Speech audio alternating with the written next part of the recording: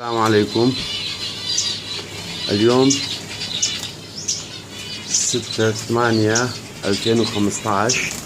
أودي هذا الفيديو لكل من يتوقع أن إنتاج الطيور مصدر قد يكون غير ناجح.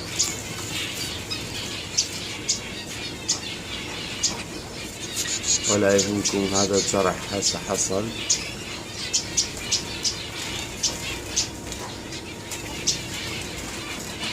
ما شاء الله، وبعد بيض لم يقص.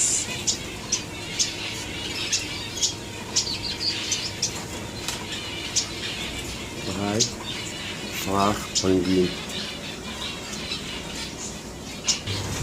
والآن ندخل على المطلب الثاني.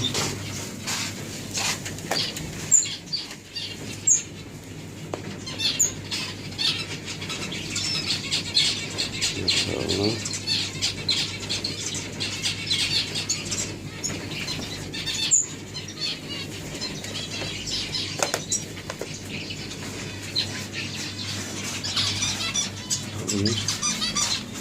فراخ أورانج.